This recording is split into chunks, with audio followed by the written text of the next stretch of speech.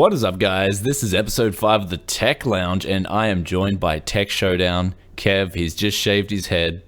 He's feeling... Got that Tech City cut. That Tech City cut, guys. He's feeling so liberated. Do you feel liberated right now? It's actually going into summer here down in like Australia and New Zealand, so it's kind of good timing actually, because it's kind of, if you've ever had a beard in summer, it can be a little bit ruthless at times. So yeah, it's it's somewhat good timing. Must be good over in the Gold Coast right now. Oh, Brian, it's beautiful. Weather's beautiful up until round about the start of February, mid-January. Then it just gets really hot. Like really stinky hot, but weather's just beautiful at the moment. I love it. We've also got the new website too. I'll talk about this. We got the new website. It's up and running. It's actually thriving. Like the forums are going really well. And so I'm going to put a link in the description below for my friend who designed that as well. MK, he's just awesome, man. He just did the best job on this website. And I was like, at first I was like, I've heard people sort of, promise things before and, hype up things. But he hyped this up. He hyped this website up. And not only that, he did more than the hype. Like, you know what I mean? I was just like, I saw this website. I was like, holy, this is really damn good. So that's just so awesome. You guys can come and join techcity.tv. And if you want to join the forums, then it's just /forum. So you've already got over 100 unique users. So it's just going really well. And it's just an awesome website. So have you got any news for the last week? Yeah, I've got, actually I should have brought it in here, but I forgot. I just built a system over the weekend for my mum because her computer broke, so I'll be putting that video up probably on tomorrow or Wednesday. And yeah, I just did a little I just wanted something really reliable. So it's got the little i3 6100, which is a good little dual core CPU, and a little GTX 1050 in it, all packed together nicely, the SSD and stuff. So yeah, it's just a nice little build, a cheap little build. So yeah, but pretty good. How about you, man? Good, man. I've just been busy as hell. Like, I've been trying, if you guys haven't noticed, you probably noticed because you've probably seen all the content coming out, but I've been trying to make a video every day, and I've been trying to stick to that. Yeah, it's just crazy. Well, it's just, I got to push myself, man. Like, this is, again, it's my full-time job now. I'm going to give it a go for at least a long run. And it's just working out. Like, the more you put in, the more you just really give it your all, the more you get out of it. So I guess that's with anything in life, you know what I mean? So I'm just going to give it my all, man. So I'm just loving it, Love making content, and obviously just getting into the real different ideas now. I'm kind of like, okay, well, has this been done? And no, like, well, I'll do a video on it. And, or has this been done, and sort of, is there a different opinion on that subject? Then I want to jump into that too, So yeah, So, exactly. Yeah, man. So let's, do we want to move on to the first topic? Yeah. We can start the news. Okay. Yeah, start whichever topic whichever article you like, bro. Okay, well, we got here the first one, the 240 hertz gaming monitor. So this is the, I think it's, what is it? The AOC, is it? Aegon. AOC Aegon. Yeah, it's sort of like their new gaming brand of monitors, it seems. Yeah. Oh, also another thing, we are streaming at 1080p now, so I'm watching the drop frames. Like, please don't drop frame. So we're streaming 1080p due to popular request. I'm going to give it a go, and you guys can tell me if it looks better than 720p, because the bit rates are kind of the same. The bit rates haven't changed, so it is what it is. But yeah, so Aegon 240 hertz monitor for an LCD monitor. That's insane. Like, forget about 160 hertz or 200 hertz. They're just like, yeah, 240 hertz.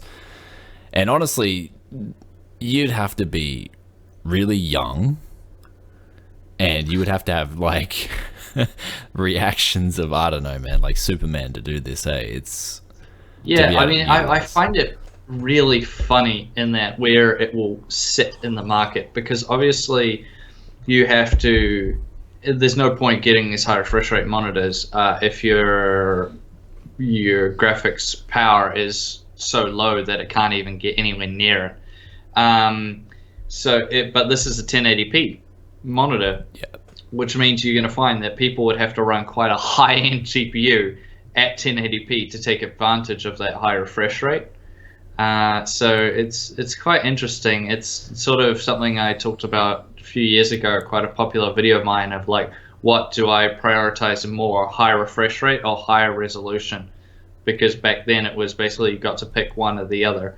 And going forward, obviously, that line will blur a bit more. But yeah, it is something. Personally, honestly, I've tested so many monitors now. And I still, for myself, I prefer higher resolution with say, just a 60 hertz refresh rate, rather than lower resolution, like, say, in this case, a 1080p 144 hertz or something like that. That's just me personally, what I prefer. Right? Resolution's sort of where it's at for me, but yeah, well, I may be different. No, I think like if for me it was a case of you know, how, like, because you know, when I was young, like in my teens, man, I was on fire. Like I would have loved to have had, I would have been higher refresh rate over higher resolution any day of the week. But you know, after about 25 years old, you just start slowing down. It's just how it is. Like I dead set, you just, you know, at 30, I'm now 30, man. I'm a has-been when it comes to pro gaming. And, you know, I'd say that a high refresh rate is arguably a thing for pros. I mean, yes, of course you can take advantage of it. You're going to get more fluid action, but really, it's going to... 100%. Yeah, it's going to benefit... competitive gaming. But it's for competitive gaming, it has its place. Exactly. And for competitive gaming, it does have its place. And so I'd say, you know, pro gamers are going to be young. They're going to be like, what, you know, 15 to 25. I'd say that's the age bracket for most pro gamers. So for me now being 30, I like that higher resolution, lower refresh rate. I mean, I'm happy with 4K 60 hertz. I'd like to have 4K 75, 80 hertz. I think that would be a real damn sweet spot. I noticed that boost. You know, 100 hertz would be perfect, but again, you're pushing it. But I know they can do. I know they can push those monitors. Some of those monitors, 75 hertz. They just don't do it, or they just don't allow it, which sucks. But I'd love personally just 4K. 75 hertz. That would be really nice. You know. That's true. Yeah, I mean, I've tested, just to push back slightly, I've tested 75 hertz monitors, and I didn't notice that much difference to 60 hertz, maybe a tiny bit, but 90 hertz on the other hand, that I've tested, I do. That's actually quite noticeable, the difference between them. But at the end of the day, I think going forward we will start to see 4K 120 hertz monitors probably somewhat soon. I've never tested one. I don't think I've even seen one. But Asus is in development, I think. Asus is developing one. But I think that would be quite a good. But I mean, then again, the power. I run a 4K 60 hertz monitor, and my system is pretty high end with a 1080 and a 6900K. And even then, trying to get above 60 frames a second at 4K in a lot of modern games is pretty difficult for my 1080. When the 1080 Ti comes out, that'll be going in my system.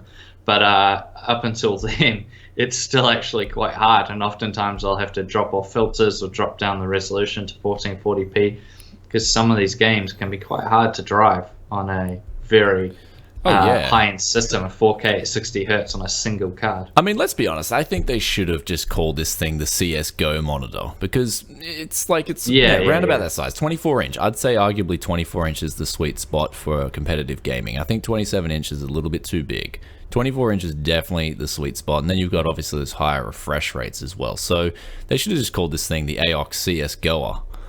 You know, because like I don't really like, you know, 120 hertz, man. That is fluid. I've been on 120 hertz. I've absolutely loved it. I thought it was way more fluid than 60 hertz. But you know, again, is a pro gamer, like, they probably want even more for that lower response. You know, whatever, they get that extra 1 millisecond advantage, whatever. So yeah, it does make a difference. I mean, I've played a lot of Counter-Strike when I was doing reviews of, like, especially the gaming monitors, the 1440p 144 hertz G-Sync type displays and stuff like that, and yeah, it does make a difference. Like, I was noticeably better with the higher refresh rate, so I definitely see that it has a place there.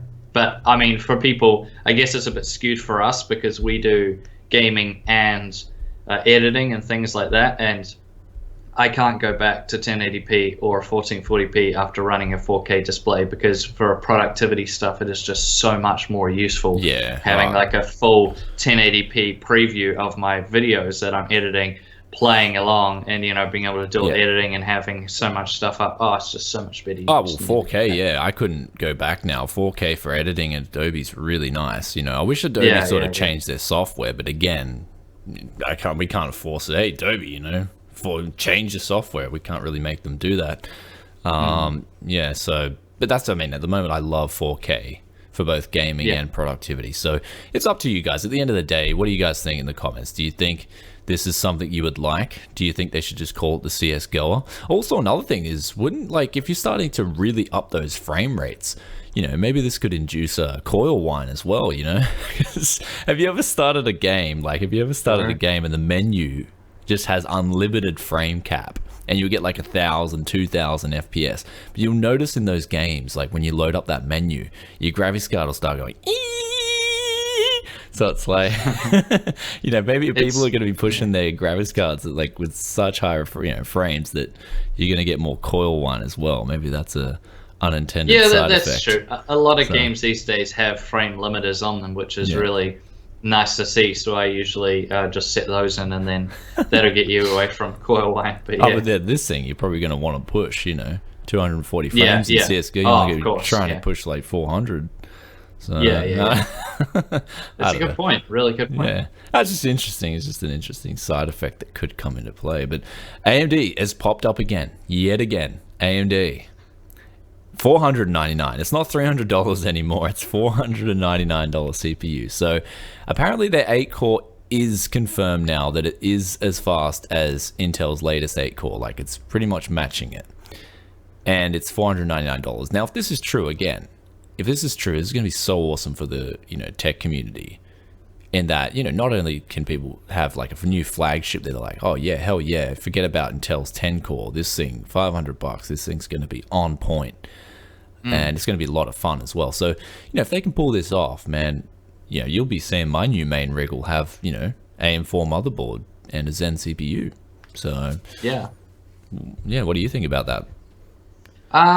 I think it's interesting. We don't know enough right now. So just looking purely at clock speeds and price and some benchmarks, apparently, is a little bit misleading, because the main thing they're comparing it against is the i7 5960X, which is essentially very similar to the 6900K. So, which is Haswell E versus Broadwell E. But the difference here is I don't know what the other features are. Don't know about overclocking, considering they're saying the turbo clock will be 3.5 gigahertz. My 6900K is sitting very comfortably at 4.2. So how high will it be able to go up to match the clock speeds of these Intel enthusiast chips? Ooh. And the other features, that people go to the enthusiast CPUs for, the platform it's going to be on, what features will that have? There's a lot of questions, but right now it is looking very intriguing. There's a lot there to be said. If anything, it'll bring the prices down. Honestly, this is the one where we have to believe. We have to believe. This is their last big go at being a real contender. So we just have to believe by default. Everyone, even if you hate AMD or whatever, you just have to believe. You hate every tech company out there, it doesn't matter. You have to believe that this is going to be good. You just have to believe. There's no other way. Zen has to perform.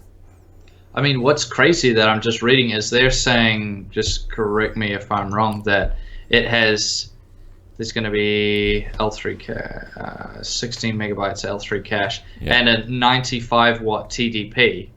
Yeah. If that's correct, the 6900K has a 140 watt TDP. Yeah, but apparently the rumor was that they were just bridging 2 4-cores together. So I don't know. Oh, okay.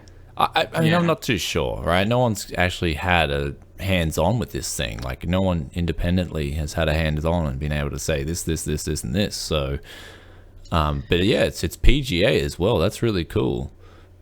Fixing bent pins on a CPU. So that means I don't have to put a CPU in the motherboard if I want to just manhandle that motherboard anymore. That's really cool. So yeah, I mean, the other thing they're saying down the bottom of the article is there's going to be a 4-core, 8-thread Zen CPU for $150, and that will be offering 6700 performance at the price of an i3. So if that's true, then that will get a lot of the lower end of the market as well. I think it'll be good. One thing this is a big misconception I see around a lot. People don't want to buy a lot of the Intel i3s because they're a dual core, and they see that games like GTA, at least when it first came out, required quad core CPUs. The thing is, a lot of these, all of them, I'm pretty sure, have hyper-threading of these i3s. Yeah. So the game doesn't look for the physical cores, it's just looking for the threads. So if it sees 4 threads, it assumes it's a quad core without hyper-threading, for example.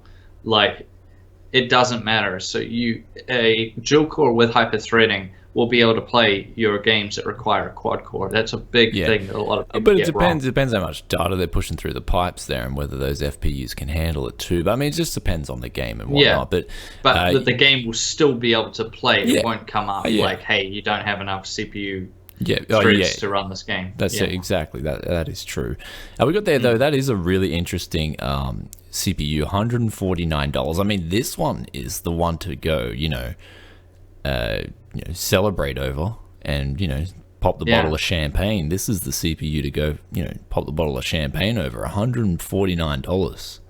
That'll be the really good sweet spot if that's true. And once me and Brian, obviously, as soon as it comes out, we'll do all our testing. But if that's as good as they're saying, like 6700 performance, then that would be extremely alluring to a lot of people, a lot of gamers out there looking for a great gaming CPU, while guys like me and Brian will be looking at those higher end ones because of the productivity stuff we do. And then that 8-core 16-thread will start to be quite appealing then. Well, I mean, the $149, I mean, that is insanely cheap, and at the same really time, cheap. This may, and if they are doing 2 4-cores slumped together, and this one is like just the one that just has 1 4-core, then this would be the one to get. Like, this would be just the beast, Forget about other beasts. This is the beast. $149. Like, that's it. Just quit your job. Quit life. Get a $149 CPU and rejoice. I think that's the message it's trying to send out to people. Again, there's the whole grain of salt, guys. Let's not get like. But no, that's the thing, Kev. We have to. This is the thing. This time around, we have to believe. If we don't, again, you saw what happened with the $1,700 CPU. That honestly, it is real. It is a real argument, and we have to have competition.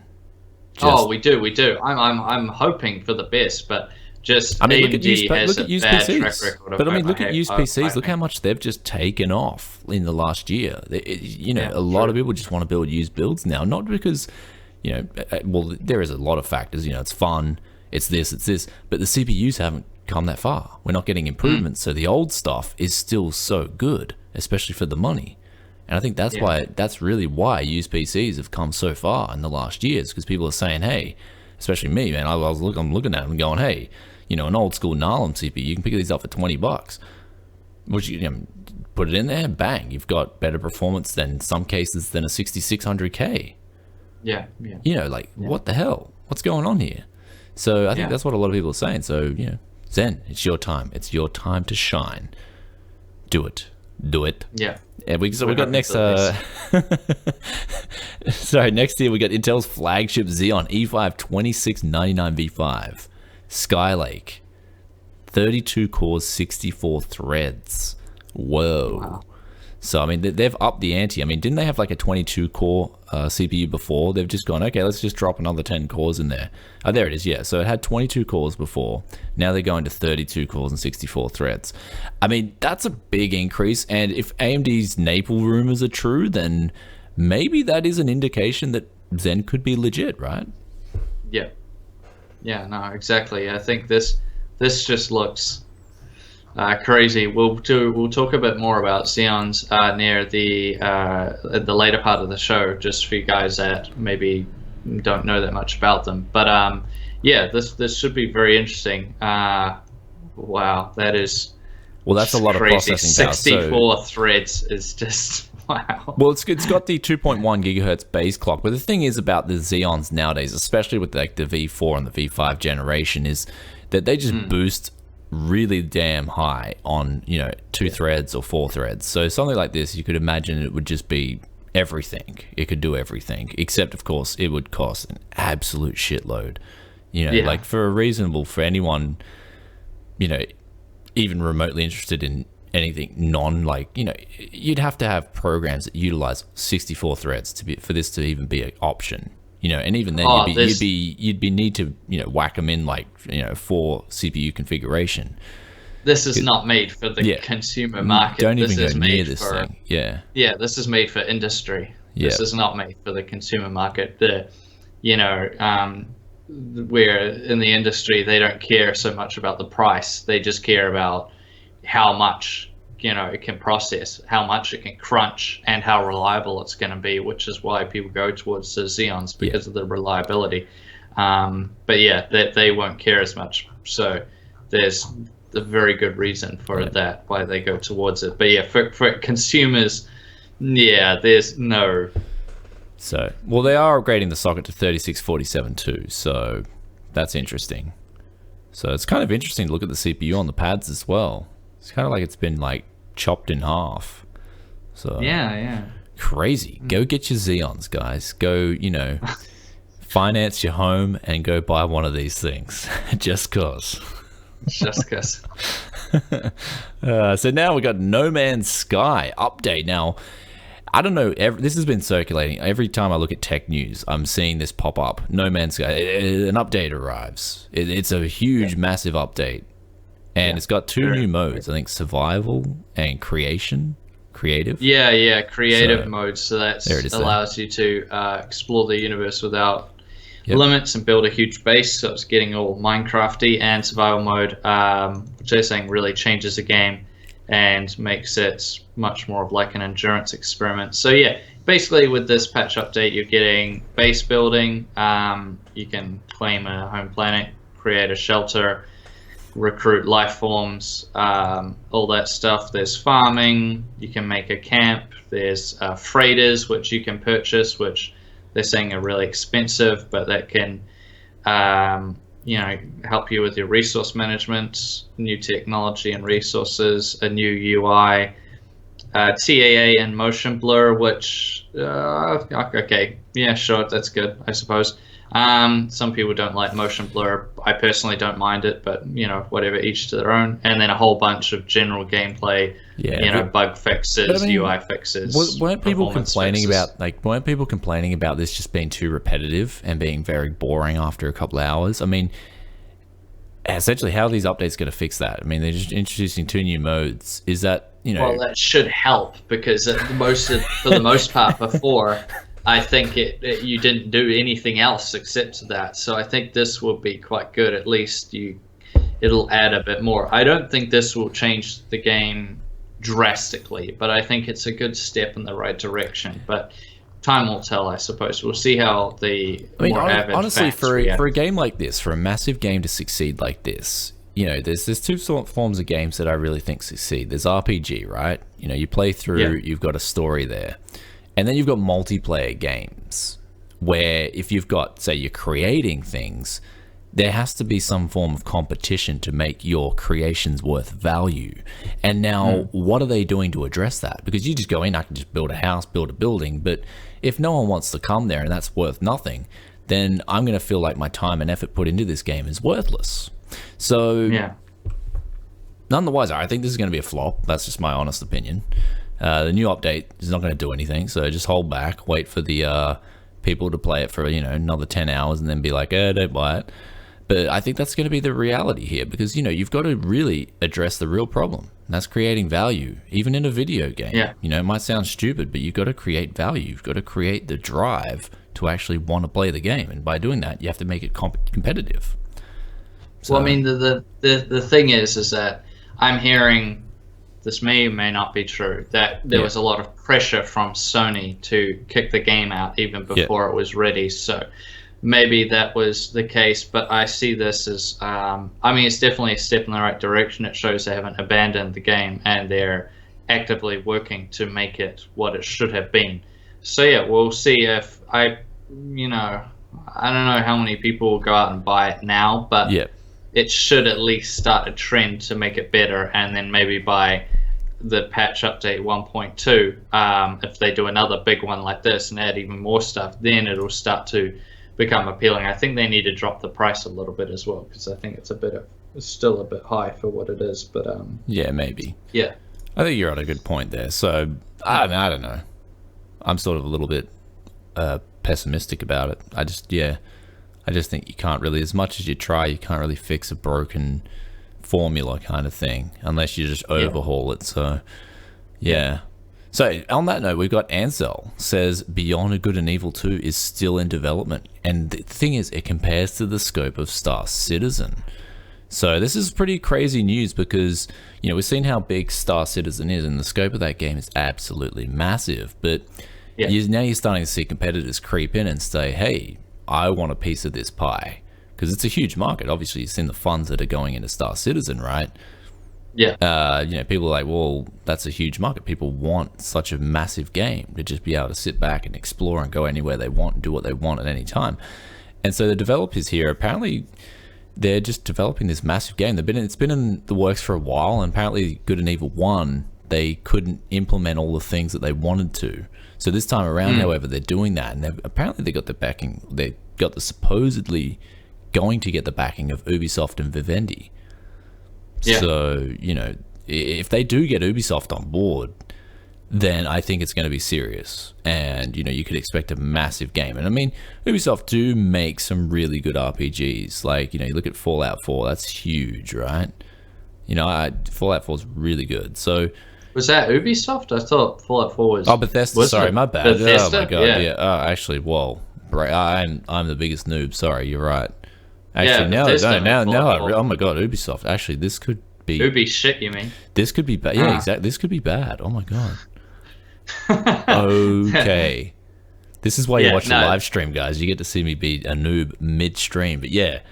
Okay, I take it back. Sorry, I don't know where that came. I just woke up an hour ago, right? I had to sort of, juggle things and do things, and that's why the stream was a little bit late too. But Ubisoft are on board. Okay, I don't know what this spells now. Okay, maybe I made a mistake bringing this article up. We'll just have to. We'll leave it at that. We'll have to wait and see. Yeah. We'll have to wait and see. Thanks for pointing that out. I was like, I thought it was Bethesda. What part of my eyes are not working today? Okay, anyway. His or her, depending on how you look at it, is to offer a single slot RX 460 Slim Eye cooler. So this is apparently one of the first that has been spotted in the wild for the RX 460. And so, people like these kinds of cards, especially because they're on the budget end, right? A lot of people are going to grab these graphics cards. They don't need the 6-pin. They don't need the 8-pin. They can just plug straight into whatever. Your Dell OEM, you go pick up those cheap, $100 i5 2400s with, 500 gig hard drive in them, Windows 10 already installed. This kind of card is great for that, because you don't even have to hack up the case either, right? You can just, it's got that slim width on it, and you've also got now the one slot profile on the cooler, so you can just shove this in an OEM and you're good to go, And it's gonna have a cool place. We're seeing, this is the first one I've seen for the RX 460, but single slot's good for people with very compact PCs, mini ITX and stuff like that. It's also good for people that as Brian was saying, are just gonna chuck it in whatever. The main problem I've had in the past is that generally the cooling performance is very suboptimal. So that's something you need to take into consideration. It's also interesting now we're seeing a lot of these single slot cards, which have 2 slots for the I/O. So the actual card will be single slot, but the I/O will take up 2 slots, which sort of makes it a little bit redundant to me anyway. It is a little bit weird, isn't it? I've got the opposite here. I've got the opposite. This one is actually, it comes with a bracket as well. I don't know where the box is, but yeah, you can get the slim bracket on there and take off this. This is the Galaxy 750 Ti, really cool card. I mean, and it's got a little thick 2-slot cooler, and it does a really damn good job. I was surprised at how damn good this thing was. I actually like this model. I think it's really cool because you got the option there to make it slim, fat, and the cooler does a really good job. So that's pretty cool. Like, I just thought, because I overclocked this thing to really high levels, especially for a little cooler. And it's funny, in the review, people were like, "Oh man, you should have compared the RX 460 to a better Galax or a better GTX 750 Ti." I'm like, did you guys see the overclocks? Like, it doesn't get much better than that, so regardless of the cooler, like, this little beast was overclocking. So I'd like to see more things like that. But yeah, if you're in a pinch, this kind of card is going to really get you out of a pinch. But as Kev said, temperatures, man, on something so little, you got to be concerned there. Yeah, they can. I mean, this is something slightly off topic, or kind of on topic, but I don't really, honestly, personally, I don't see there being much market for the RX 460, at least in New Zealand, because I've just done testing. If you're subscribed to me, you'll know I've just done testing the 1050 and 1050 Ti's and comparing those two to each other. But even the 1050 does quite a bit better than the RX 460 in a lot of the tests I was doing. Not all of them. There's some that the 460 does a little bit better, but for the most part, the 1050 does a better job. And yet in New Zealand, the 1050 is cheaper than the 460. Oh, snap. So I see it as a funny thing. I think AMD's got the market. The RX 470 is very competitively priced in New Zealand. Yeah, that thing's really good. That's really good. But the 460, on the other hand, I think is getting really owned by the 1050 and 1050 Ti. So maybe they need to release an RX 465 or something. Well, maybe something to bridge the gap a little bit. When it came out, it was comparing to what? Like a 750 Ti was sort of a little bit lower on average, a little bit lower. Yeah. Yeah, that's the 750 Ti that came out in 2014 or something. Like, Yeah. 2 years later, you should have a card that sort of stomps a card from 2 years ago. That goes without saying, but you didn't get that with the RX 460. So, I was really disappointed there. Yeah, and a lot of people were. Like, even AMD fanboys, like, they were disappointed too, which was kind of hard. With the RX 460, that was a harsh reality to accept. No, it's interesting. So that'll be interesting going forward if we see any movement around there. But honestly, right now, I think the GPU market has completely settled, except for the higher ends, which will be when Vega comes out. Yeah, we need a shake up. We need a 490. The 1080 Ti, and that'll sort of shake up the high end. But I think now, for you guys waiting for things in the entry level and mid-tier, or as I like to call it, value for money tier, I think that's pretty much settled now for at least the next year. So if you were waiting for something in there, now you can just figure out which the one RX 470 is just a hot card to get. That is it's a great graphics card. That is the beast of beasts. So on that note, we've got here the AMD's market share has clawed back to over 30% now. That's pretty crazy, because it's good to see that. And now with Vega coming, I'm hoping they can draw get some more market share back, because Nvidia drive, I'm going to be honest, this is Nvidia drivers lately have been disgusting, right? They're just they're being terrible. Yeah, it's like they just keep it's just like they keep getting worse and worse. And back in 2012, 2013, especially with the introduction of Shadow Play, when they first introduced it, I was just like, damn, Nvidia drivers were on fire, man. They were awesome. And now it's kind of like they've done a 180 and they're just introducing crap. Throw in some telemetry there as well.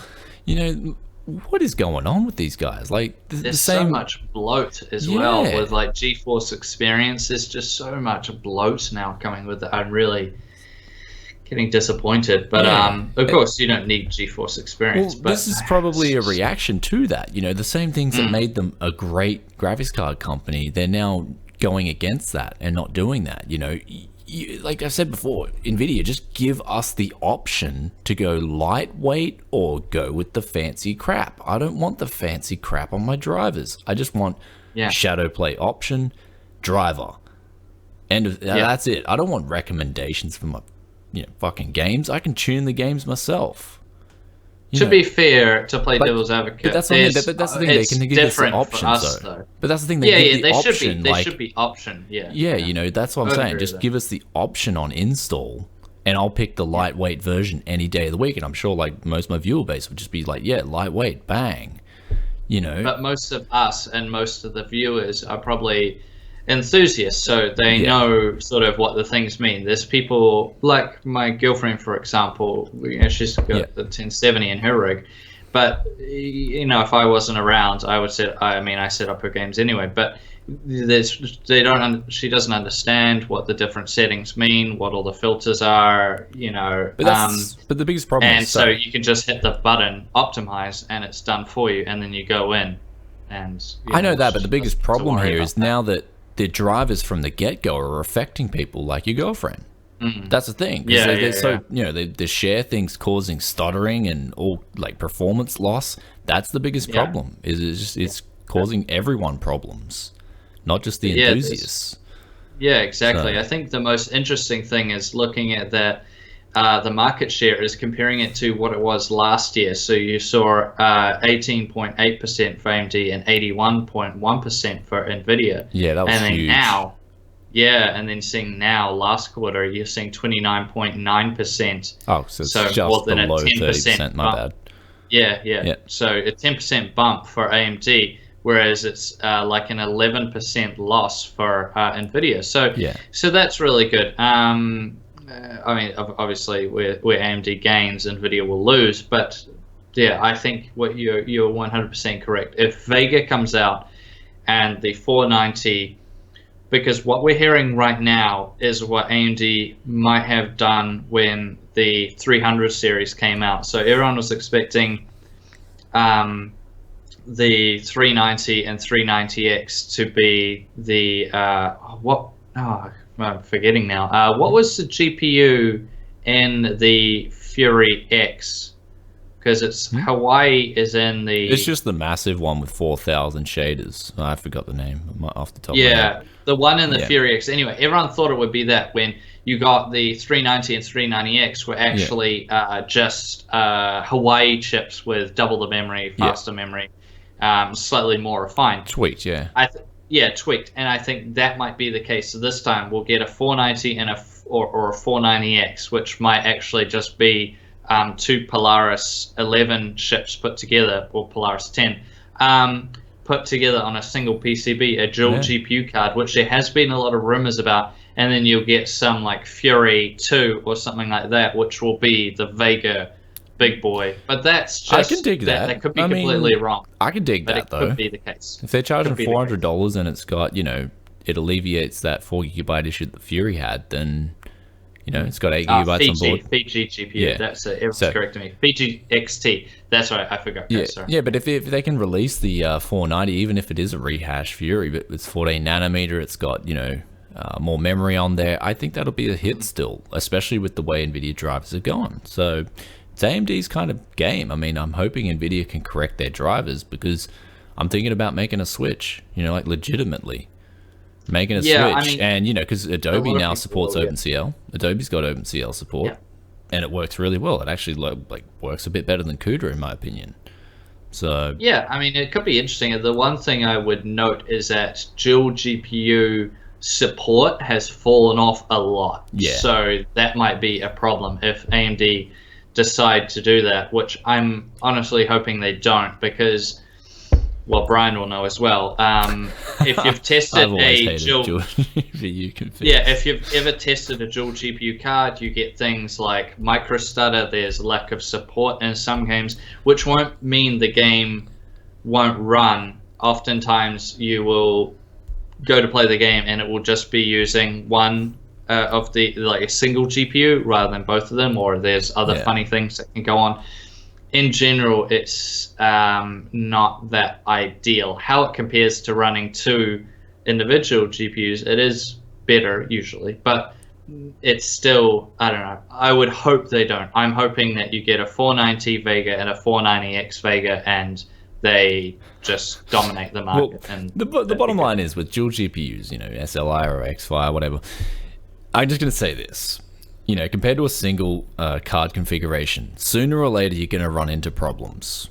End of story that you're not going to have on a single card setup. And that's why, you know, and that's not just on the software side. Sometimes on the hardware side as well, you're going to get too much heat in your case. You can't get rid of it. Yeah. Things get hotter, you know, you get throttling, whatever. You know, there's just problems that come from dual, you know, GPU configs that don't come on a single card config. And, you know, mainly the software side. I mean, a lot of the games don't even support dual cards properly now. And it's sort of a shift from the industry where it's like, well, it's just too hard and not many people like it anyway, so just go with a single card setup.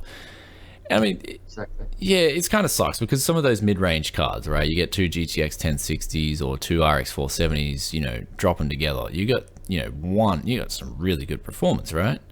Extremely good performance. But the problem is, it's like, you know, I think they don't want people to take advantage of that too. So yeah, of course. And I think it's the buy a more expensive card that, you know, technically the dual GPU setup should have more performance then, but we're just going to sort of not care on the software side of things and whatnot. So, yeah. Terry Crews. Good man. So he wants to voice Overwatch character DOOMFIST. So there's this fictional character that was created on Reddit, and, you know, Terry Crews wants to voice it. So on the original, I think on the thread, he's just like, his comments just like, I would love to play DOOMFIST. And, you know, I wanted to also talk about, I think it's really cool that sort of like celebs are getting into PC gaming. I think like someone like Terry Crews is a really good advocate for PC gaming because, A, he's really healthy. You look at the guy, he's really healthy. He's got a positive attitude. I love it when you see people like that come into PC gaming. He's like, get on the PC, you know? So I think it's really cool. I'd like to see more celebs getting on PC. I think, yeah, I can't wait to see that video with him and Jay's 2 Cents building that water cooling rig. He's going to, like, Terry Crews is going to flip your shit and just be like, this is so good. Yeah, I think it's really good. And I mean, him doing that video with Jay and just everything else, he's, you know, it's really good. And it's nice to see more people getting into it. I think the community,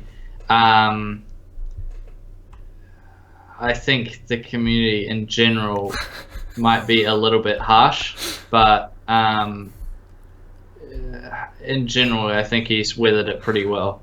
So yeah, because I know he had some problems when he was building his PC. I'm just trying to remember back, and he asked on Facebook or something like that. But yeah, for the most part, it's quite cool that he's getting into it, and he said that he was getting into gaming to, you know, have something to do with his son. And yeah, he's a really good all-around guy. He's really multi-talented as well. He does a lot. So yeah, that's really cool. So you're saying he's the master of all trades, jack of none? Well, I mean, he's a pretty good actor. Yeah. He's been in quite a few things like Brooklyn Nine-Nine and other things, and he was a football player beforehand and quite a good one too. So. And he does some artistic stuff as well, and yeah, he's just all around seems like a good guy. So yeah, it's cool, good to see. It's good to see that. And then speaking of games, we've got Lego City Undercover. Now this is a game that came out in 2013, but they're going to re-release it in spring 2017. So it's coming to the PS4, Xbox One, and the PC. So I'm over the moon because I really want to get this game on PC. It is such a chill game. It's so cool. And probably, like, you know, it's a cool game. I just can't wait for this to come out on PC. I think it'll be such a cool game. So I'm really looking forward to it. Imagine this on 4K. Lego City Undercover. So have you played this or have you seen it? No, I haven't played any of the Lego games. Yeah, it was a Wii U exclusive, and it was just really cool. You know, me and my son would sometimes just watch people doing Let's Play back in Japan. He loved it as well. So yeah, no, that's good, man. Yeah. So it was really cool. Lego City Undercover, hell yeah. bring that on. And we got here Skyrim Special Edition. Oh, did you want to talk about Lego City Undercover? No. I've never played any of the games. Yeah. You can take this as well. It would just seem like you were like Lego City. Yeah, Brian. Next topic, dude. No. It's just I haven't played them much, so it's sort of hard to comment on them. But I've heard great things about them. So yeah. No, nothing against them. So we got Skyrim Special Edition update 1.3. So apparently we're going to get an update that adds better support for 144 hertz. So the problem originally on Skyrim was the frame rate was linked to the actual speed of the game. So you up the frame rate, you technically got a game that runs faster. So I mean, can they really address this? Like, I mean, it'd be interesting to see how they exactly do that. Since it's the engine of the freaking game, right? So some other improvements coming to Skyrim Special Edition. That's a problem Fallout 4 had too, with upping the game would go faster with the higher frame rate sometimes. Exactly. So they had the frame rate lock on there for a reason, but if a lot of people took it away and then couldn't believe everything was so fast. Yeah, well, actually, that's pretty cool though. You can finish the game faster. But I don't know. I guess but the thing was there was bugs associated with that too. Like you'd get glitches, and then I remember one time if your frames were too high on Skyrim, you'd actually get like this flashing, like I'm like, oh god, this is bad. So yeah, that's that. So maybe if you guys want it, you can start getting your questions ready, because apparently the PlayStation 4 Pro CPU can't handle the GPU. Yes, it's that Jaguar. Jaguar CPU in the PlayStation 4 Pro, which I believe is exactly the same as the one in the PlayStation 4. It's just got a higher clock rate, doesn't it? So but I think the CPU itself is exactly the same, but they did change obviously the GPU for it. But yeah, I'm basically what I've heard so far from people is that if you've already got a PlayStation 4, then there's absolutely no need to upgrade to the PS4 Pro, because I mean it is a bit better, but it's actually really funny. It's really funny. I got a funny story with that, because like especially on the Gold Coast where I'm at the moment, you go on Gumtree and you look up these BenQ 24 and 27-inch monitors, and everyone's just selling them. And for so cheap, like we're talking half the price of new retail. Now my brother went and picked up the 2755 HM or something, because apparently it is the duck's nuts for PS4 gaming.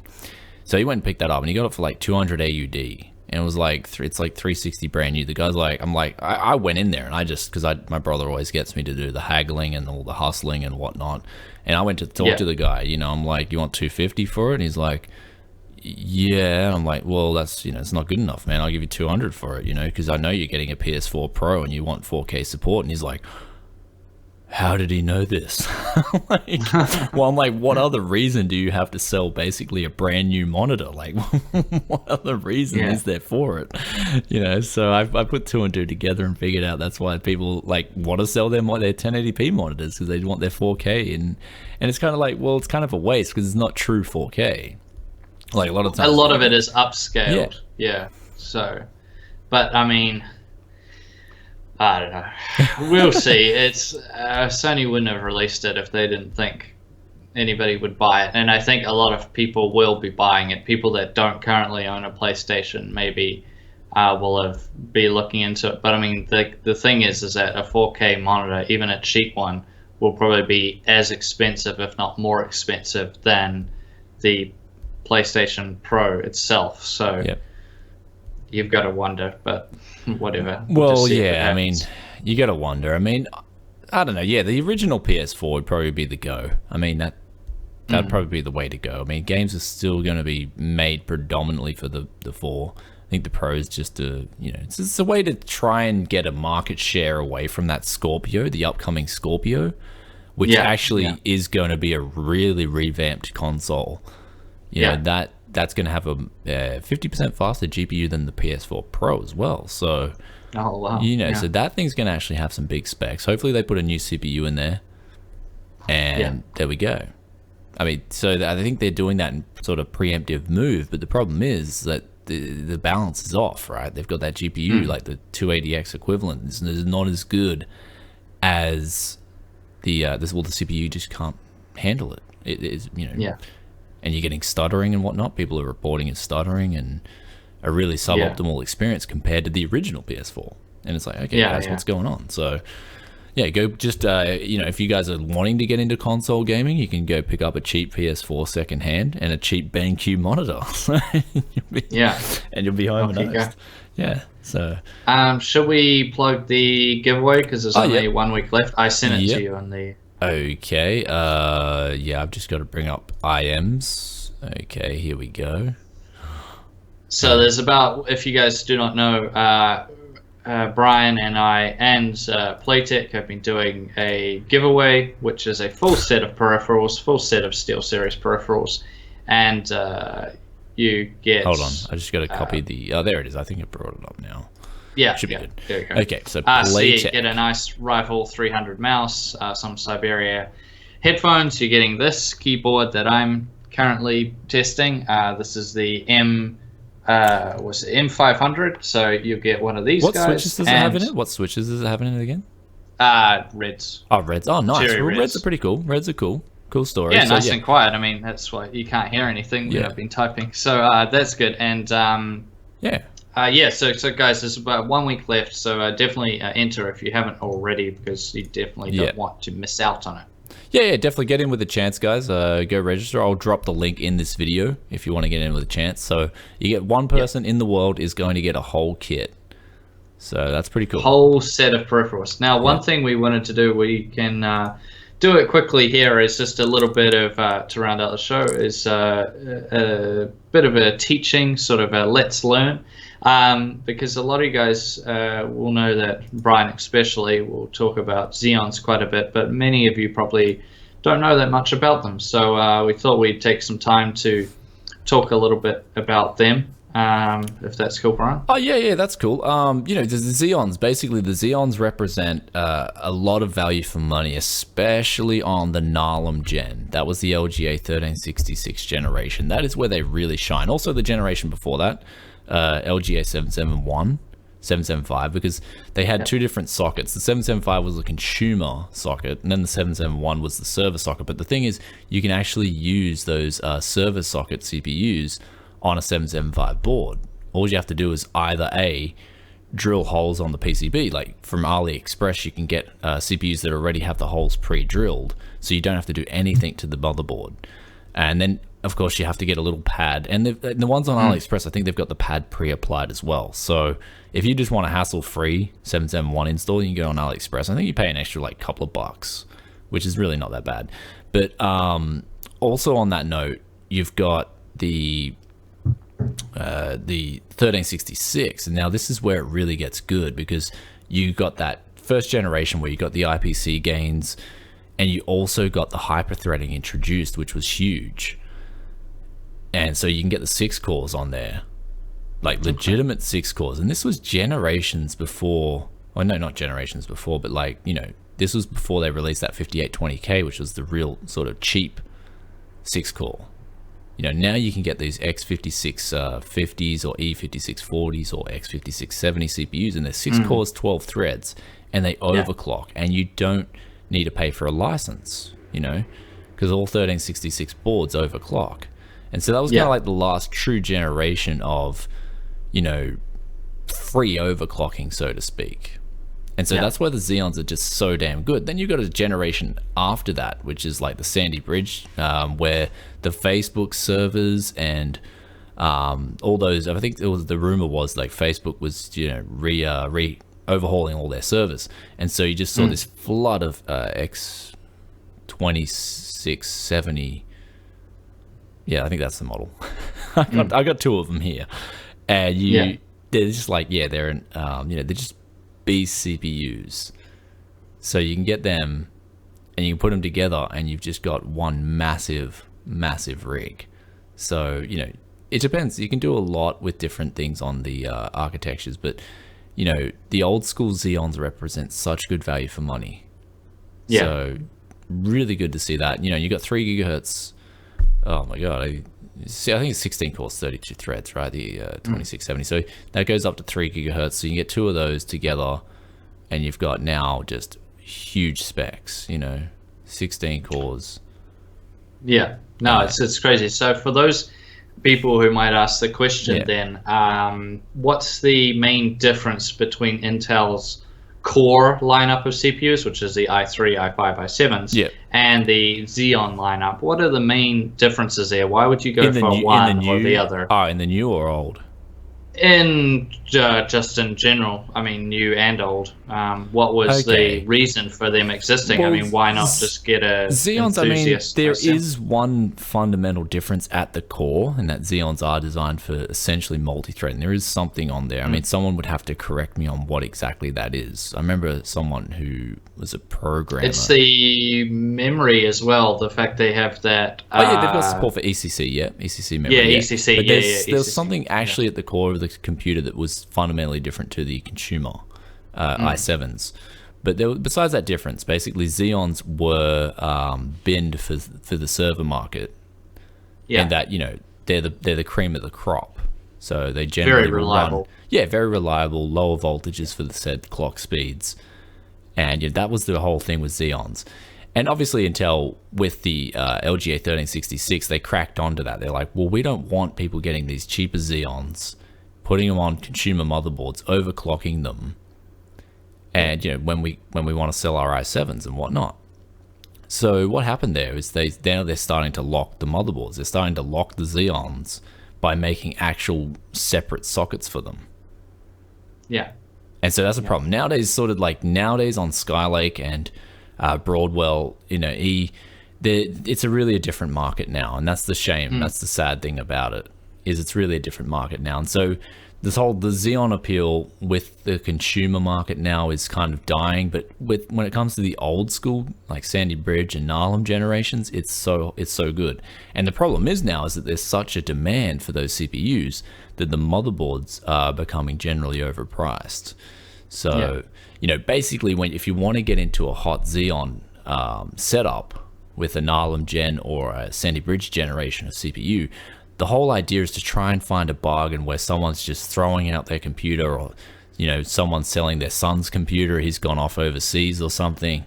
You'll pick up a bargain when someone doesn't know what's in that computer. So generally, if you're bargain hunting, go look for whole computers that are either broken, or someone's selling that whole computer and doesn't know what it is.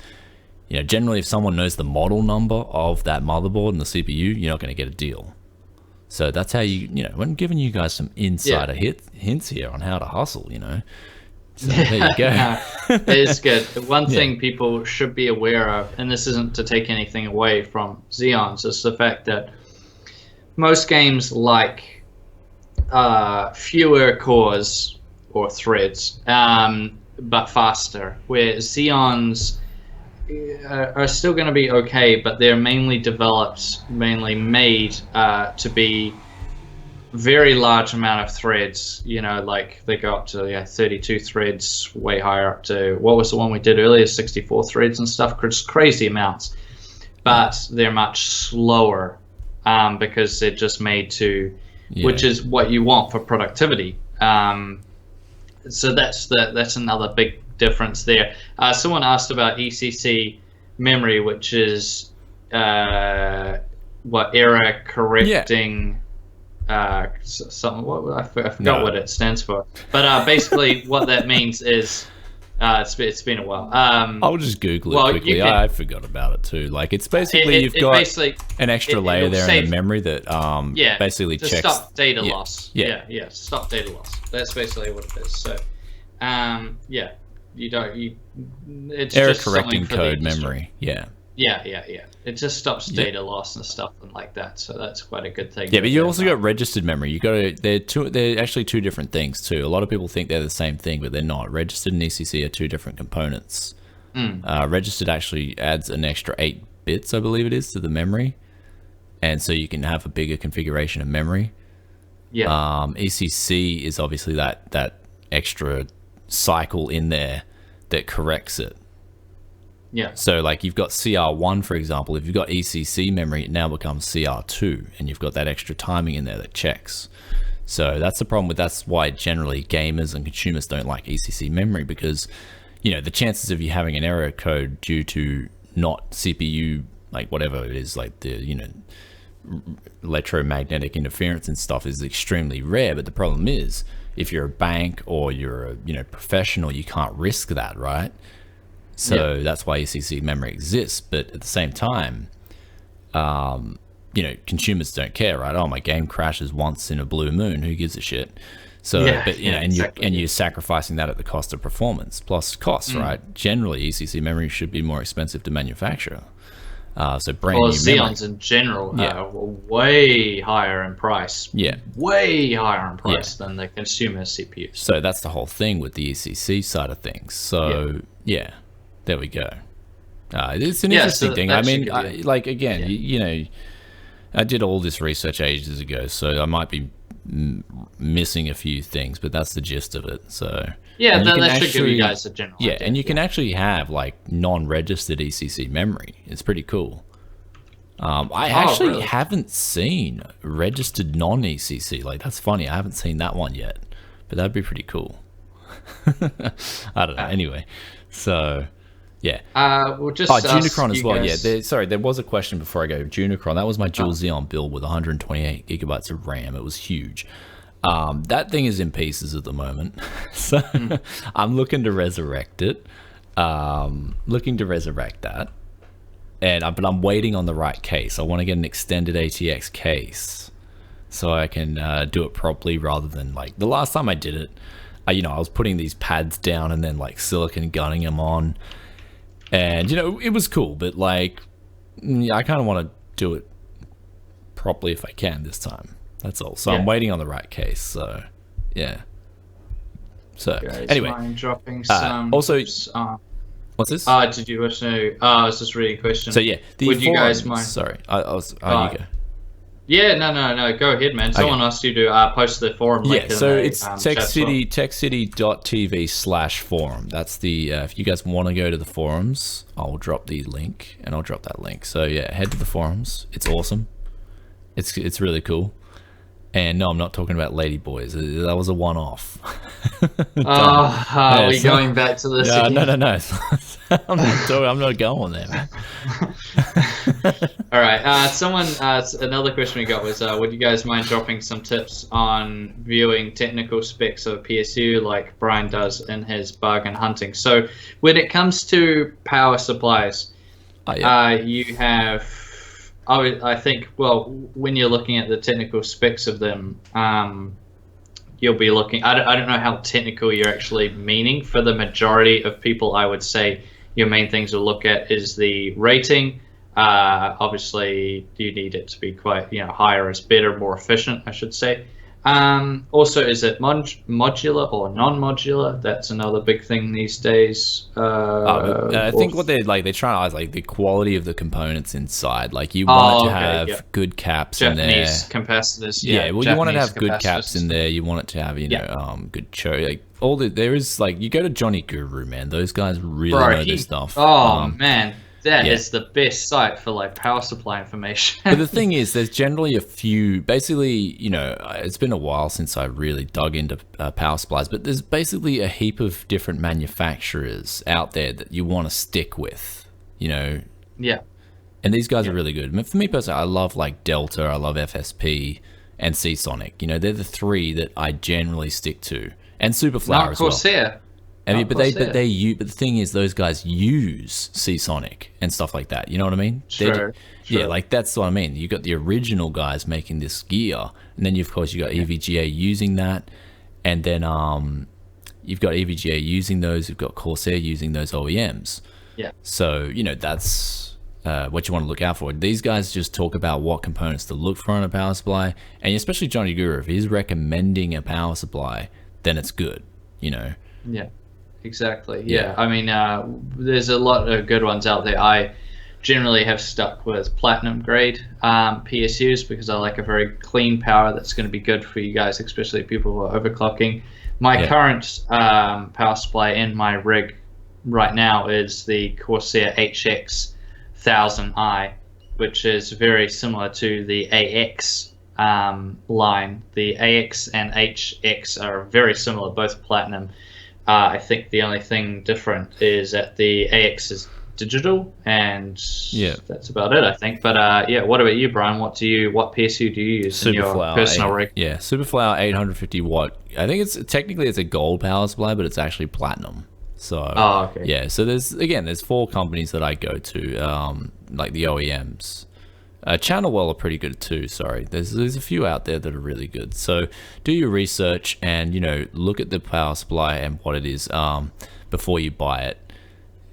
And that's pretty much all. I mean, there was some bad ones out there. I know there's like some silver rated power supplies, for example, that are just complete trash.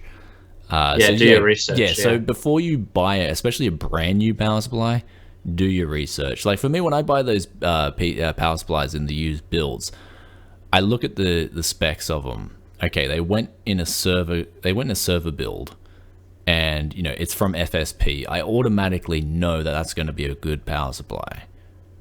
Same with the Delta. Yeah, the Delta it went in a server grade. It's a server grade power supply. It's got 40 amps on the 12 volt line. That thing is going to be solid. I already know. I don't even have to check Johnny Guru or whatnot. I already know it's going to be solid. So you can see that from experience. So once you start just learning, which manufacturers are good, which power supplies are good, and what power requirements you need for your build, then you can make the right decision about a power supply. But if you want to get right into the components, because there's so much to a power supply, there's so much more than meets the eye. There's also even the quality of soldering.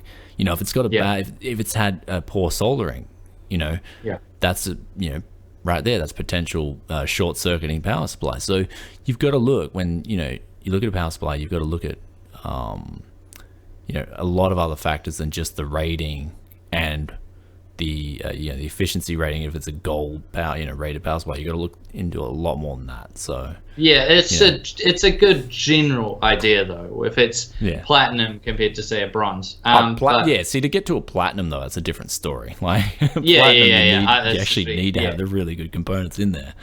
So, you won't get the grade without it. So that's something. And a lot of times with how much power you need, people in the community really, really go over the top with how much. I mean, I've seen recommendations for when I did my. This is a funny story. When I did my video, which was the Pro Duo versus 980 Ti SLI, people were asking me. They're like, "Well, what power supply were you running to run all that with my 4770K and my rig?" And I said I was just using my 760 watt power supply, and all these people were like, "No, that's impossible." And it's what was the 4770K and what else? It was testing, so I did a Pro Duo, and I also did 980 Ti SLI. So 980 Ti SLI, but the 4770K would have been pretty easy to run. See, if you did that with a 5820K, it was I would have been like, yeah. See, if you did that with a 5820K, I'd be like, this would be interesting. But even then, the highest power consumption I saw was about 910 watts with the Pro Duo in, and it was something like not 900, 610 watts, I should say, with the Pro Duo, and it was about 640 with the 980 Ti SLI in. So it just showed. I just said to everyone, you guys just go way over the top. I have 1,000 watt right now, but that's just because I'm ridiculous. But I always love. I mean, the thing is about going over the top with a power supply, you can reuse that for your builds to come, right? So that's one thing. It's like with power supplies, it's not a bad thing to go overkill. And actually, I sort of encourage it because, in the past I've had 450 watt, 500 watt power supplies, and then all of a sudden I've upgraded to a big rig, and I'm like, well, now I've got to upgrade my power supply. So exactly, I think there is a caveat. I will say if you're going in for a new power supply, I will say like a single CPU, single GPU setup, 650 watt power supply is that sweet spot. So if you get one of those now, even if you're going with an i3 and a mid-range graphics card, that 650 watt power supply is going to be able to carry on to the next build generally. So that's why I love that 650 watt power supply bracket there. That's my favorite. Things are getting more efficient going forward. So, they should be anyway. So I'd imagine if you went for a 650 watt right now, you would be fine for the foreseeable future unless you start adding in a huge amount of stuff to your rigs. But yeah, that should be very good for the most part going forward. So yeah. All right, so I think we're going to wind down the show a little bit. Thanks for tuning in, guys. You guys are all awesome, and we've got next week we're going to have another awesome show coming, and hopefully let us know in the comments the 1080p stream. How did it go? Was the text readable this time? That's what I know. Yeah. So. Do you guys like it? And let us know. Is there any sort of subjects or anything in general you would like us to cover going forward? Maybe something you'd like us to talk and discuss to maybe like teach you guys about. Is there any CPU, GPU, whatever to do with computer tech? Just let us know, guys. Yeah, and we'll see you in the next one. Peace out for now, guys. So we'll see you next time, and don't forget to tune in. Don't forget to tell your friends about the Tech Lounge too. Of course. Yeah. I'm just gonna